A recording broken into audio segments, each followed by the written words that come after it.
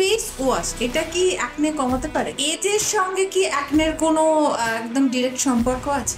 Acne কি genetic?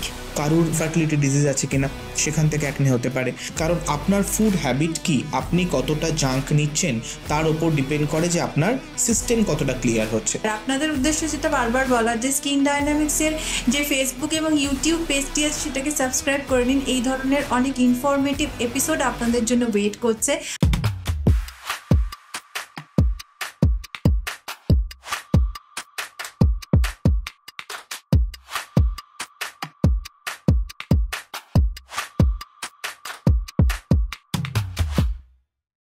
আমরা এমন একটা সময়ের মধ্যে দিয়ে যাচ্ছি, সময় মানে যে ক্লাইমেটের মধ্যে দিয়ে যাচ্ছি, সব সমস্যার ওপরে কিন্তু একটা সমস্যা বারবার আমাদের যেটা ফিরে আসে সেটা হচ্ছে অ্যাকনে বা ব্রণর সমস্যা। হয়তো আপনারা অনেকেই আছেন যারা হয়তো আমাদের এই শোটা এখন দেখছেন এবং ভাবছেন সত্যি তো ঠিকই তো বলেছো।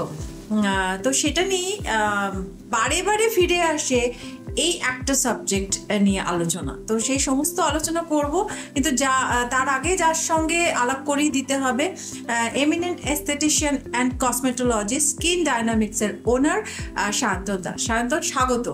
তো দেখো, আমাদের অ্যাকনে নিয়ে কিছু মিথ আছে, আর সেগুলো কতটা সত্যি কতটা মিথ্যে প্রথমে সেইটা নিয়ে আমরা একটু কথা বলি। তো প্রথমে আমার একটা প্রশ্ন আছে, ফেস ওয়াশ এটা কি অ্যাকনে কমাতে পারে? না।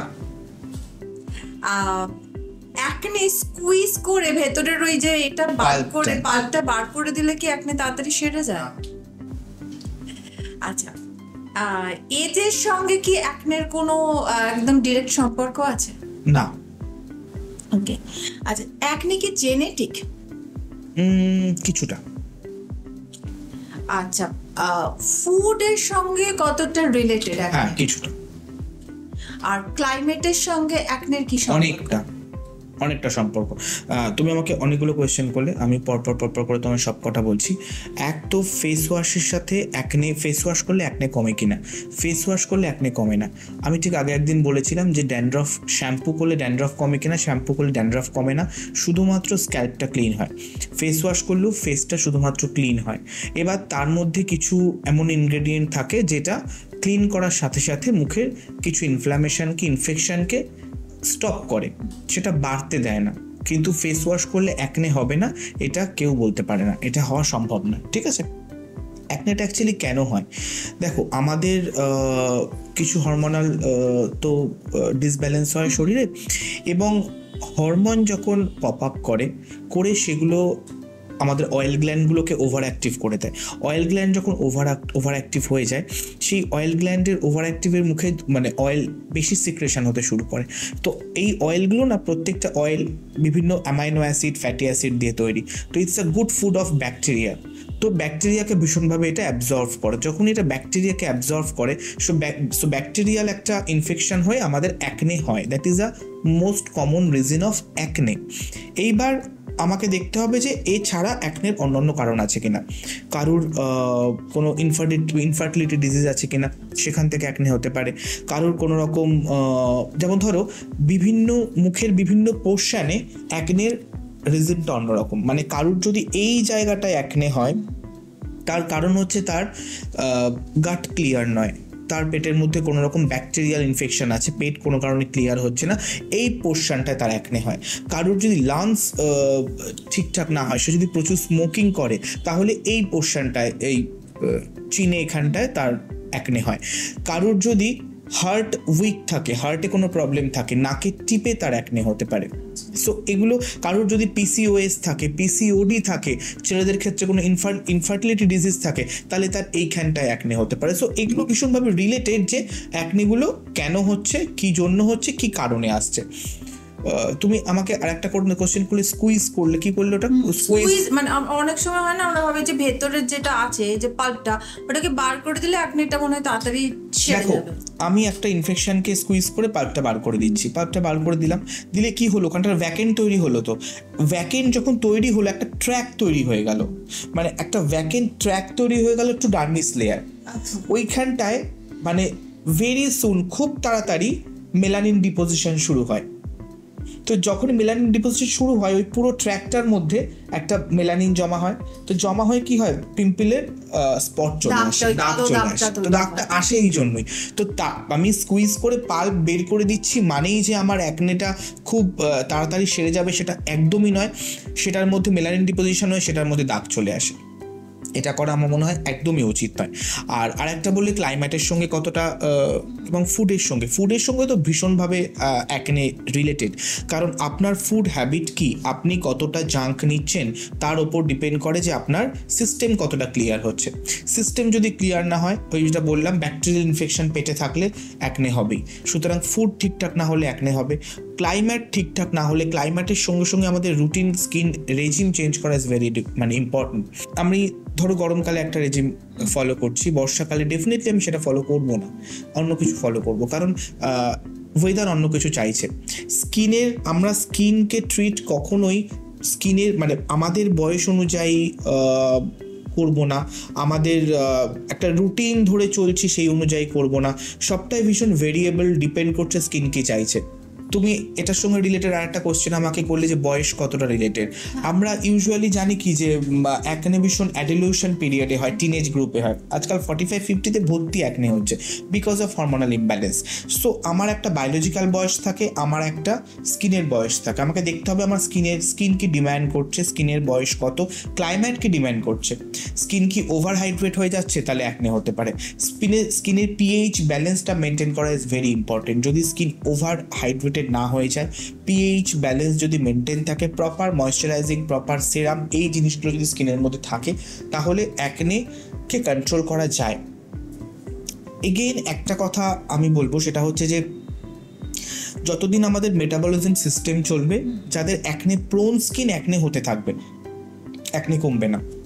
তো তুমি যদি প্রপার একটা কেয়ারে থাকো, তাহলে সেই অ্যাকনেটা সাইজে, হ্যাঁ, কোয়ালিটি এবং কোয়ান্টিটি দুটোতেই ভীষণভাবে কন্ট্রোল থাকবে। আমাকে একটা কথা বলো, তুমি একটু আগে প্রথমে যখন শুরু করলে তুমি বললে যে লাংয়ের প্রবলেম থাকলে এই জায়গাটায় অ্যাকনে হয়। তো এই যে ধরো খুব বেশি স্মোক করে বা ধরো খুব অ্যালকোহল ইনটেক করে, তুমি দেখবে যারা বেশি অ্যালকোহল ইনটেক করে বা যারা বেশি স্মোক করে, বেশিরভাগ ছেলেদের কথা বলছি আমি, তাদের এক ধরনের মোটা মোটা অ্যাকনে ভালগারিয়াস, মোটা মোটা অ্যাকনে এই জায়গাগুলোতে বিভিন্ন দাড়ির মধ্যে বিভিন্ন জায়গায় হয়, এবং সেগুলো শেভিং করতে গেল যাচ্ছে তাইভাবে সেগুলো ফেটে যায়। এটা জাস্ট বিকজ অফ তাদের লাং হেলথ ঠিক নেই। লাং হেলথ ঠিক করাটা ইকুয়ালি ইম্পর্টেন্ট, সেটা ছেলেদের জন্য হোক, মেয়েদের জন্য হোক, সবার জন্য হোক।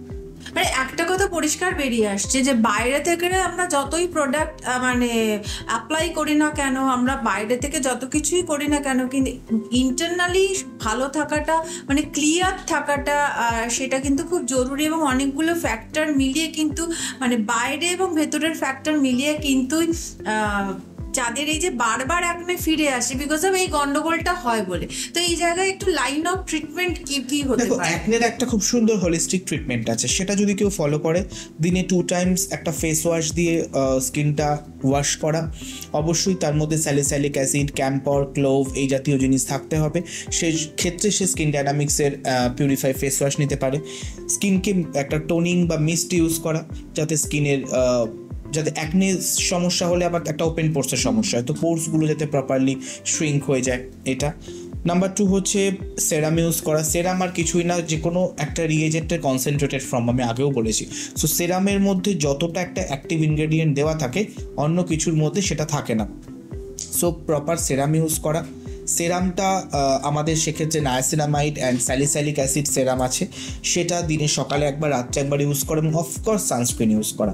এর সাথে কারোর যদি হেভি অ্যাকনে হয়, তাহলে অ্যাকনের একটা অয়েন্টমেন্ট, আমাদের একটা অ্যান্টি অ্যাকনে ক্রিম আছে, অ্যাকনে অয়েন্টমেন্ট। এই টুকটাক জিনিসগুলো যদি করা যায়, প্রপারলি যদি সিস্টেমটাকে ক্লিয়ার করা যায়, খুব জাঙ্ক খাওয়ার পর একটু লিকুয়াম ওয়াটার খাওয়া যায়, একটা ডিটক্স ওয়াটার খাওয়া যায়, এগুলো যদি করা যায়, তাহলে আমার মনে হয় প্রবলেম থেকে সে বেরিয়ে আসতে পারে।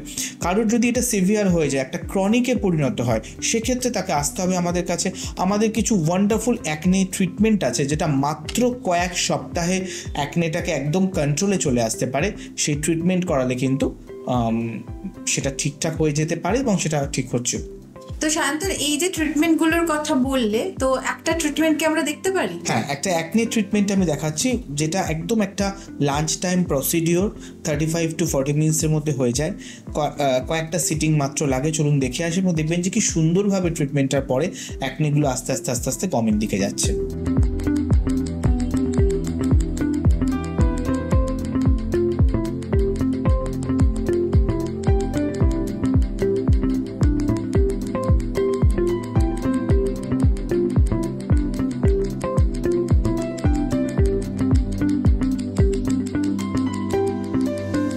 দেখে নিলাম ট্রিটমেন্ট, আর এই ট্রিটমেন্ট মানে ও যেভাবে বলবে সেভাবেই কন্টিনিউ করতে হবে না। একটা ট্রিটমেন্ট নিলাম আর ম্যাজিক হলো, সেটা কিন্তু সেটা একদমই বিশ্বাসযোগ্য নয়, এটা আমি মনে করি। যে যদি কেউ বলে যে একটা ট্রিটমেন্ট, হ্যাঁ হয়তো একটা দারুণ রেজাল্ট দেখা যেতে পারে, কিন্তু এটা একটা আমার মনে হয় থ্রু একটা প্রপার প্রসিডিওরের মধ্যে দিয়ে যেতে হয়। তো সাধারণত এই ধরনের সমস্যায় অনেকেই মানে জর্জরিত, কারোর যায় আসে ফিরে আসে এরকম ব্যাপার থাকে। তো তোমার থেকে মানে প্রপার গাইডেন্স পাওয়ার জন্য মানে তোমাকে কোথায় কোথায় পাওয়া যাবে একটু যদি বলে দাও। অ্যাট দ্যাট মোমেন্ট আমার স্কিন ডায়নামিক্সের 4টে ব্রাঞ্চ আছে। একটা গড়িয়া, একটা দমদম, একটা কাঁচরাপাড়া, একটা দুর্গাপুর। 4টেতেই আমায় পাবেন, কিন্তু সব দিন তো 4টাতে ডেফিনেটলি পাবেন না। কোন দিন কোথায় পাবেন? 9051711560 এই নাম্বারে একটু কন্ট্যাক্ট করে নেবেন। কিভাবে আসবেন, কোথা থেকে আসবেন, কোথায় এলে আপনার সুবিধা হবে, কোথায় পাবেন, এবং প্রোডাক্ট যদি কিনতে হয় তাহলে skindynamics.in আমাদের ওয়েবসাইট থেকে কিনতে পারেন। আমরা ইন্ডিয়া এবং অল ওভার দ্য গ্লোব আমরা শিপিং করে থাকি, সেই ফেসিলিটিও আপনারা পাবেন। একদম। আর আপনাদের উদ্দেশ্যে যেটা বারবার বলার, যে স্কিন ডায়নামিক্সের যে ফেসবুক এবং ইউটিউব পেজটি আছে সেটাকে সাবস্ক্রাইব করে নিন। এই ধরনের অনেক ইনফরমেটিভ এপিসোড আপনাদের জন্য ওয়েট করছে।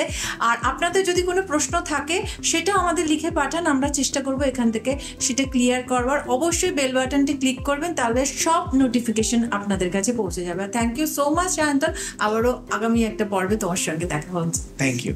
আর আজকের মতো এখানে বিদায় নিচ্ছি, খুব ভালো থাকবেন।